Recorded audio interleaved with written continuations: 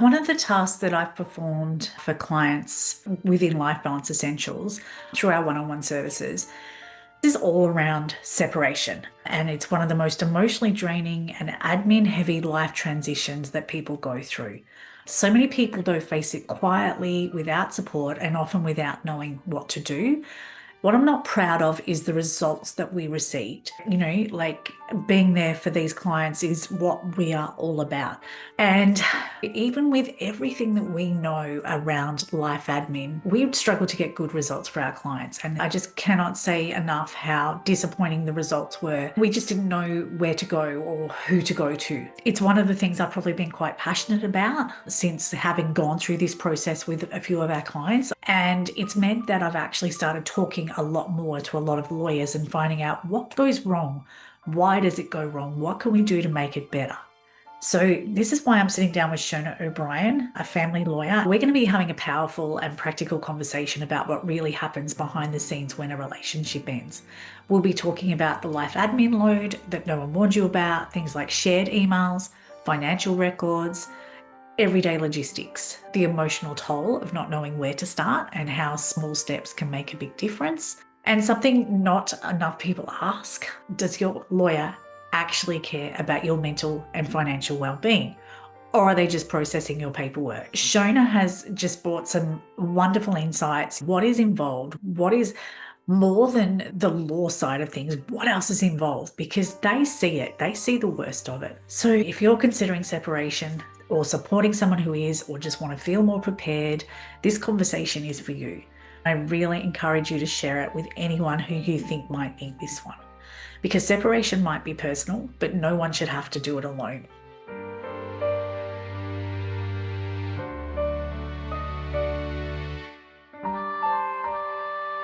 Hello, Shona. Thank you so much for coming to chat with us today.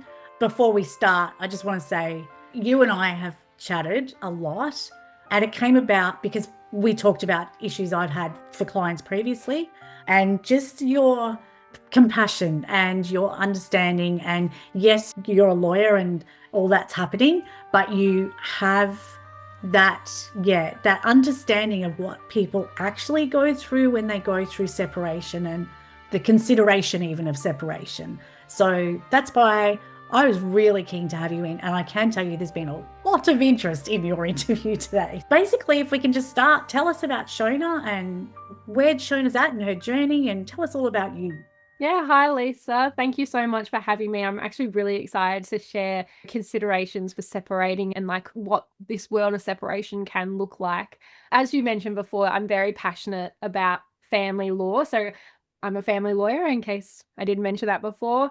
And this area touches in a lot of aspects of a person's life, personal, professional, and can be really tricky if you don't have the right guidance from the start.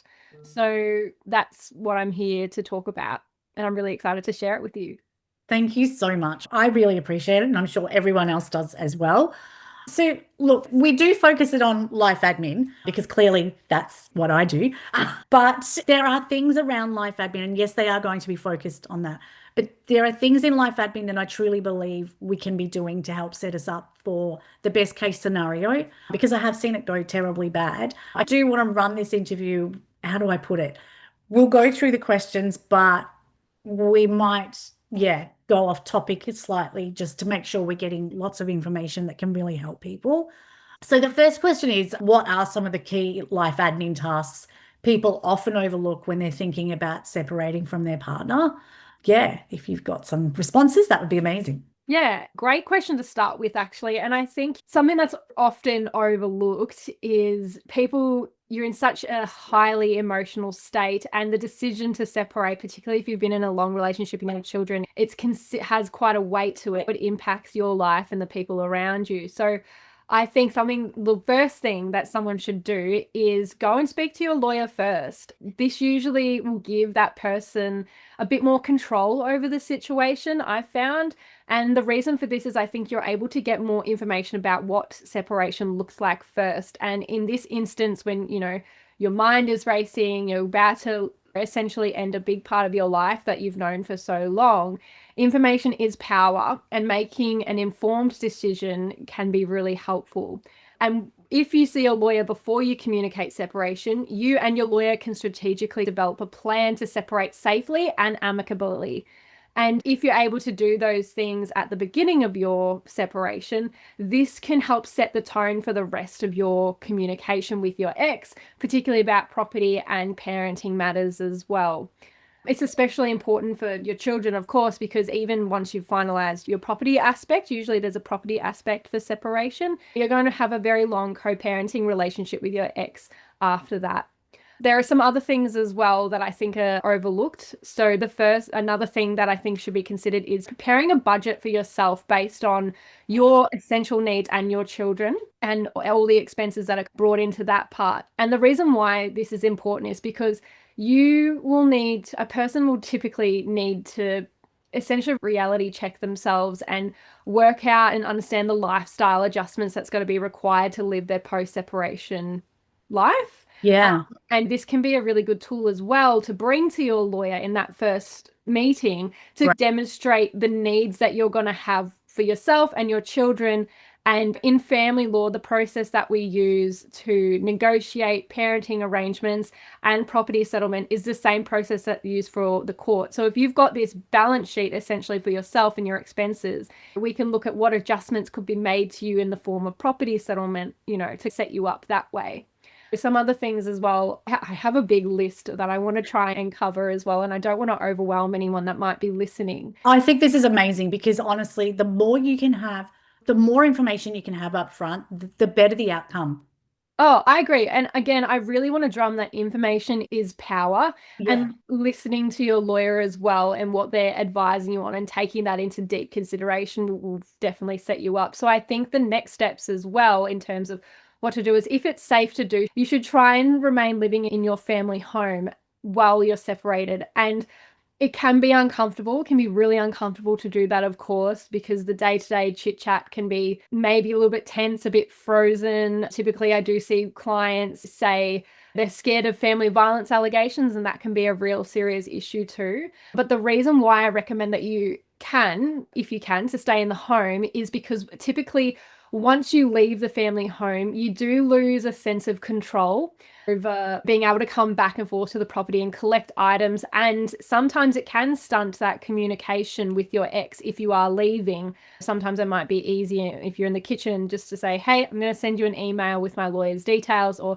hey, when you're ready, let's talk about parenting. Let's organize parenting arrangements before I leave. I want to know when I might see the children, or when, what that kind of dynamic might look like moving forward. And I think the next thing as well is just to keep in mind, because this is going to be a lot of information today, but the information that your lawyer is going to seek from you in that first consultation will be a lot. And it's really going to test your memory about your relationship, just so that they can provide you with the best advice possible. And things that your lawyer will want to know, and I'll put this into a checklist term so that in our life admin skills, we can categorize what we need.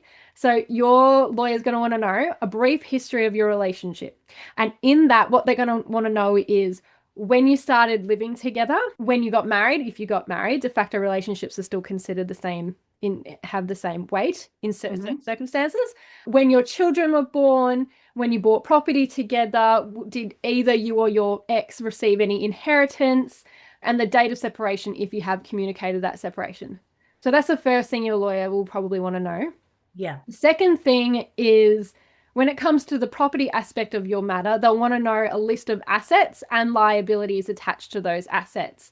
And with that, these are assets, like I said before, they can either be jointly owned or owned as individual. So when it comes to this side of that, you'll want to know, even if you don't know what your partner has, there's something called full and frank disclosure, which both parties have an obligation to provide information on each other's assets, liabilities. If you've got financial resources in the background that you might not have known about during your relationship, which unfortunately happens a lot with women, then they have the obligation to provide that information. So and the third part of this checklist is, if you have children, your lawyer's going to want to know their ages and probably what their relationship with their other parent is like. And this is just typically to set out what parenting arrangements might be appropriate for now and set up the short term, midterm, and long term goals for parenting arrangements. And typically, they'll want to know the age of your children because generally, the older your child is, the more merit their opinion of which parent they want to spend time with or live with will change. Yeah, absolutely. That's such good advice. Yeah, because you're right, that initial conversation is overwhelming. So to go in there slightly prepared, yeah, is fabulous advice. I do have a question I want to ask. Yeah. Okay, no, it's the last question, so I'm going to wait. Okay. No, we can. Just, We just don't have to follow. We all can right. Okay. So let's go there. So we talked about seeing a lawyer first. Yeah. Okay. Legal costs can be Yeah. a major concern. And this was where I was going with this. I'm going to read the question, but for those worried about affordability, what options or strategies should they be aware of when seeking legal support? And yeah, there's that question. Do people stop going further with it because they are worried about the costs? Yeah, there's two parts to that question. So I think I'll just start by saying you shouldn't be forced to stay in a relationship where you're not happy, and particularly in situations where you and children are not safe. And costs can be a huge barrier for clients. So I've had the privilege of working in both community and private practice. And I think one way that clients can consider their costs or something that they can think about is potentially looking into a litigation funder if you're going down the private route. So a litigation funder is usually a body who will assess your matter and determine and basically provide you a loan if you meet their eligibility criteria. So it will help you pay for your costs up front. It is a loan, so some will have interest attached. The one that I often recommend is Just Fund. And the reason for that is because they are a family law specific litigation funder. So they understand the complexities that family law matters have, the Yeah. parenting and property side of it. So I recommend them. I think as well, investing in a lawyer is an investment. So there's a lot of lawyers out there, and I think it's really important that you find a family lawyer that meets your values, that Yeah. also understands and has the experience that you're paying for, and also that you feel comfortable with. You're going to have a lot of hard conversations with your lawyer, and you'll need to be as honest as possible. And I think having someone in your corner that's going to advocate for you in that sense is quite invaluable. So shop around, and even asking if your lawyer can do fixed fees or deferred payments. A lot of lawyers in the private practice will want to have money in trust. So it's typically known as the retainer. Want to have some money in trust just to make sure that, of course, they're looking after your matter the best they can and they've got that security there for you to go. Something that I've seen clients do, again, from back in my community law days, was they would set up a conference with a community family lawyer just to get basic information about the process. And sometimes that can prompt things that you'll need to bring. And once they've got all of that information, they'll then be referred on to a private lawyer, which is actually how I transitioned into the private sector as well. So again, that can be a good way to cut costs in some sense. Yeah. But again, I think it comes down to really shopping around, seeing what options are available. And even if you are one of those people who have a very amicable relationship with your ex, you both might need lawyers in the end. It might even be good to, if you're in a safe space, have a discussion with your ex and put in writing that, okay, we've got this much in our joint account. We're going to dedicate, just roughly say, $5,000 each that we're going to use for initial legal costs. There's creative ways that you can have that conversation. And I think it is just assessing for yourself what you think might fit best. Yeah. Good one. Thank you. That's okay. Okay. Okay. Separation can bring an overwhelming emotional and logistical load. What's one thing someone can do early on to stay organized and protect their future self? We probably covered this a little bit, but yeah. I know it is something that we talk about a lot because, like I said, we both have had lengthy discussions about this. Family law, it touches a lot of aspects in your life. So I think the best way to get on top of or feel like you're taking back a little bit of control when things are getting really emotional and out of control is, before communicating separations, setting up your emotional support system. So this could include telling a friend or a family member, hey, look, my partner and I that I've been with for 20 years, I'm about to let them know that I don't want to be in this relationship anymore. Having that network there can be really important to start setting up, particularly in instances that involve family violence. It can be used as a safe exit. And just on that note as well, if you are feeling unsafe or you do need some emergency accommodation or emergency support, so there's other services out there. So that includes 1-800-RESPECT, the Orange Door, YSAS are really good. Safe Step Centre for women and children for emergency respite and shelter, and just being aware of what's around in your community too. I Yeah. think as well, again, like we mentioned before, it touches your personal and professional life. Reaching out and setting up your EAP services that your employer has is really Yeah. important. We get X amount of days of sick leave each year, and you can use some of that for mental health stress relief if you've got the right certificates from doctors. And I think we're very lucky as well because we've also got an extra 10 days paid leave for if you are experiencing family violence or domestic violence. So we've got that. If you can, definitely speaking to your psychologist is important, whether it's community or private. And I've found a lot of my clients have used psychologists to practice how they're going to communicate that separation and also framing it in a way so that there's no blame. And again, I this is something that I am going to drum. It's about setting the tone, and that does come from the time separation is communicated. So having the support from a mental health professional who can provide that additional layer there is quite invaluable. Yeah, absolutely. And the other thing I guess is to say those services, I think people feel like they may not, how do I put it? Not deserve it, but they're not entitled to it, or someone is worse off. But they're there for everybody and they're there for support. So Yeah, definitely, exactly. yeah, they're It can be challenging when you're trying to navigate so many different services at once. And I think that comes back to life admin as well. I've yeah, had a client who she had support from her NDIS worker, Orange Door, plus her private psychologist. Great that she had that support, but it's actually overwhelming to manage all of that. So the way that I helped her with that is literally setting out an Excel spreadsheet of, okay, these are the days that my support worker is going to hang out with me. This is when I'm going to see my psychologist next. yeah. And this is when my service provider from Orange Door is coming. So I think even just like from a life admin perspective, like listing out what you've got and even having it on paper, I think it can make you feel less alone because you can physically see, oh, okay, I think I am going to get through this. It's okay. It's exactly right. Yeah. And writing it out just helps it's that therapeutic side of dealing with it as well. You're right. Yeah. Yeah. And a calendar. Oh, Everyone yeah. that starts working with us, you must have a calendar. So I don't care if it's manual or if it's online, but have a calendar. Yeah, absolutely. There was something I was thinking. Oh, that's what I was going to say. Sorry, back to the support services again. We were talking about EAP and everything before.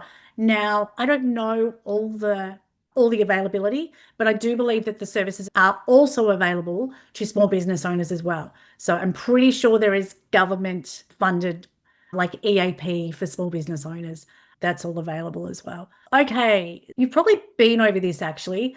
What role does documentation like emails? Actually, no, there's probably a little bit in here we haven't. Emails, financial records, and shared accounts play in the early stages of separation, and how should people prepare that part of their life admin?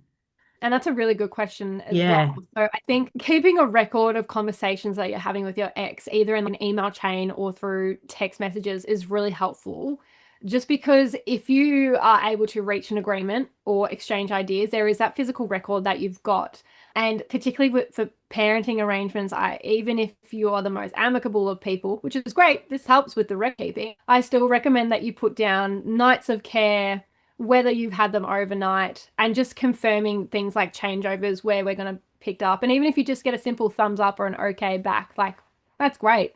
That's yeah, really, I think for financial records, it's again, I want to go back to that full and frank disclosure part that I mentioned before, because I think a lot of people, I often hear from clients, oh, my husband's hiding things in a trust and or I don't know what he has and I don't know how to get my hands on like his super or like where to start looking from that. When like I said before, the process that the court uses to look at property settlement is the exact same that we use in negotiation. And you both have that obligation to provide full and frank disclosure for financial documents to each other. yeah, But yeah, financial records, keeping updated records especially, is really important for when it comes to developing a balance sheet. So in family law proceedings, the way that I practice is I'll write out a balance sheet with all of the assets whether it's in joint names or held as an individual, all of your liabilities, and then your pool of super from yourself and your spouse. So having updated records and keeping track of that means that your balance sheet is going to be as accurate as possible. And that also means that when it comes to negotiation, the back and forth of full and frank disclosure becomes less and less, which reduces time. And if you're in the private sector, reduces costs as well. Yeah, So it's really important to keep that in mind. absolutely. Yeah. And I think just with when it comes to shared accounts, this can be really tricky to navigate. And I think some advice that I've given to clients before, and this is very dependent on the situation, sometimes it might be going to speak to your bank and seeing if you can either put a freeze on any withdrawals or putting joint signatures on any withdrawals coming out of joint accounts. Again, that's very general, and you should definitely speak to your bank about your options there and your lawyer before doing anything like that. Okay. Yeah, that's good advice. I like Yeah. that.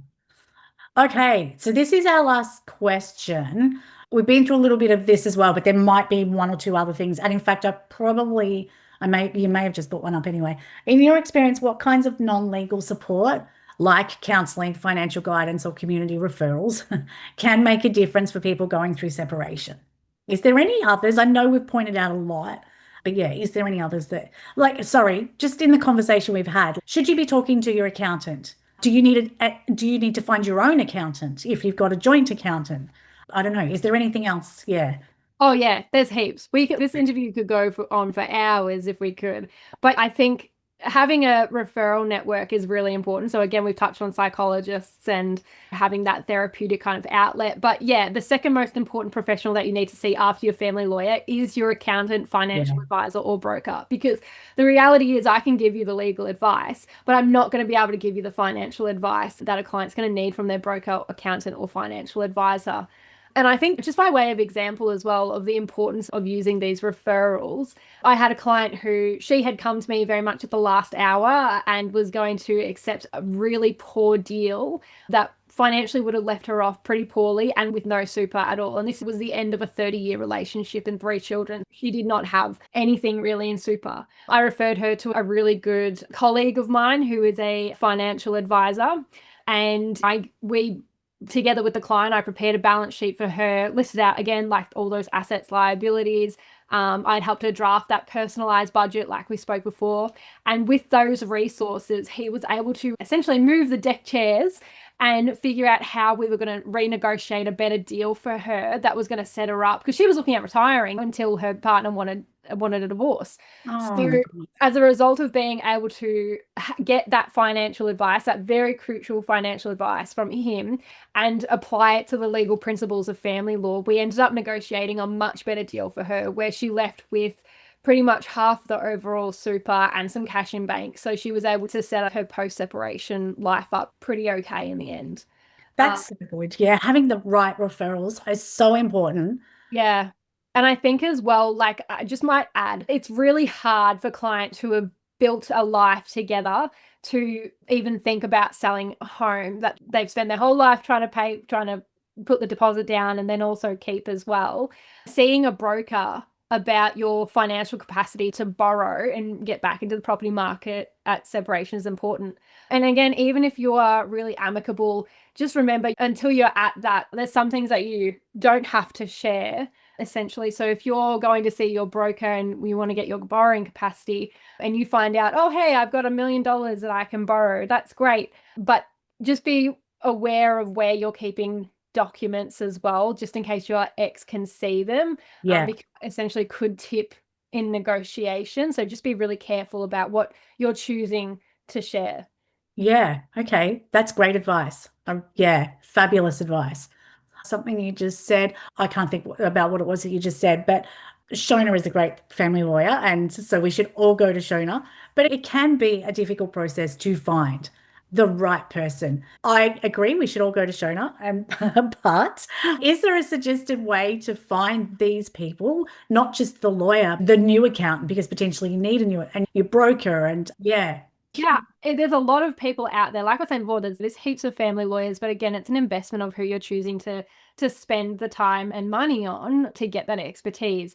I think when it comes for looking for those specific accountants, financial advisors, or brokers, I know heaps of financial advisors, brokers, and people in that space where if I wouldn't use them, why would I refer them to my Yeah. client? So I think going back to listening to your lawyer about referrals or advice that they have is really crucial. So you can start there. And in terms of finding a lawyer, I think there's so many ways that you can go about it. I would get like a lot of cold referrals that literally would just Google family lawyer close to me. Oh, cool, Shona O'Brien, let's go. Or even I've had a lot of warm referrals where, oh, my neighbors separated a year ago. Now I'm separating.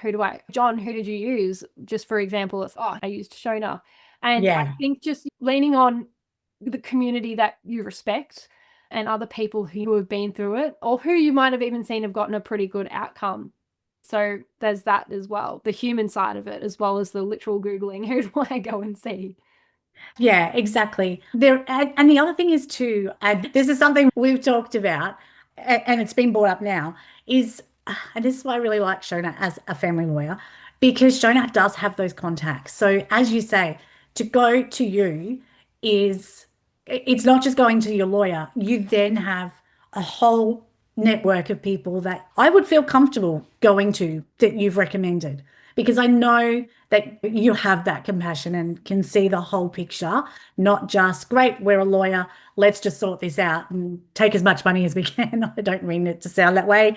And there are some lawyers out there who might be like that. So again, Yeah. that's why I think you should shop around. It's an investment. You got to find someone that aligns with your values and goals.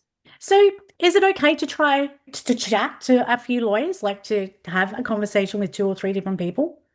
Yeah, of course. If you're going to see a lawyer just for an initial consultation, the thing is with family law, because it's a very discretionary practice area, and I think practitioners will have different ways that they will like to practice and how they want to tackle a matter. Like I think if you're seeing a lawyer for an initial consult, you'd want to just start from that initial consult. Okay, like how would you approach my matter? What do you think about this? These are my goals. How do you think we can achieve them? Family lawyers are not meant to be in your life for a long time. So the way that I practice is I want to be able to set you up for your future and give you the tools you need. Some lawyers will want to come in very aggressive and take everything and maybe give you unrealistic expectations of a property division. And again, like you are paying for an expertise and a service. So if you're wanting to go to a few consults just to get a feel for the lawyer and ask them questions about the way they practice, how you think they take on your matter, I think that's definitely worthwhile. Trust your gut, trust your intuition. I think that's probably the first thing I'd say, but also reputation speaks quite loud as well. So there's that. Absolutely. No, that's such, yeah, such good. Just, I don't know, it's good. Advice is not the word I'm after, but it's just good to have that knowledge. Yeah, I would say though, like definitely if you've already started your matter somewhere, it can be really jarring in your proceeding if you're jumping from one lawyer to another. So you definitely seek legal. If you're in that situation, definitely seek legal advice before considering that. I've had matters before where people will come to us for a second opinion. Mm. You give them the second opinion, and it can either be, oh, yes, we think that this is how your matter is progressing. This is like what they've done. If we were to do it, this is how we would do it. You're under no obligation to jump to us. Things Yeah. like that. So be really careful and definitely seek advice before thinking about doing that. Yeah, absolutely. Because that's the hard thing. You need to almost guarantee that this is the lawyer I want to use from the beginning. Yeah. Yeah. And it's hard because then you get halfway through and go, this lawyer's not working and they're not listening. And that is what we've found with clients previously. It's that they're not necessarily listening to what the client wants and they're making their own judgment and making their own assessment without really Like caring, the right word. Yeah. hearing, seeking the right instructions. I get it. And sometimes, like, to be devil's advocate, sometimes you can't, like, sometimes clients will have unrealistic expectations. Oh, yeah. A lawyer, I think, definitely should reality test their client as much as possible. But yeah, the art of listening is very underestimated. And I definitely feel for your clients that have had poor experiences with lawyers because it definitely doesn't make the rest of the profession look good and it doesn't make them feel empowered to go and see a lawyer for other areas of their life that they may need as well. Yeah, that's exactly right. Look, the issues we've come across it's probably been more the financial side. So yeah, it's coming across issues like down the track. So everyone brings their financials together And then it's coming across issues down the track that you go, but why wasn't this picked up? Or why is this now an issue? Or it's things like that, yeah, that have come up later on, but it can be frustrating and, yes, lengthy and time consuming and all those things. So that's all the questions that I've come up with because I didn't want to go for 2 hours. I don't think we should. So, unlike our conversations, is there anything else that you would like to say just to finish off? I think I just want to thank you, Lisa, for giving me the opportunity to come on and just give a little bit of general information about the family law practice and things that people should consider before separation. For anyone that is listening who is going through a separation, it really sucks and I'm very sorry. Hopefully this is just a short period of your life and you will get through. I think leaning on people like Lisa or like your family lawyer to give you referrals is really important. And keeping on top of your life admin too, just for record keeping can be, whilst at the time seems overwhelming, but I promise your future self will thank your past self. Love it. Look, you're thanking me. I cannot thank you enough. And it has all come from conversations that we've had. I really thank you so much for jumping on today. And yes, it was an amazing conversation. Thank you. People will get so much value out of this. So yeah, I cannot thank you enough, Shona. Thank you for tuning in and see you next time.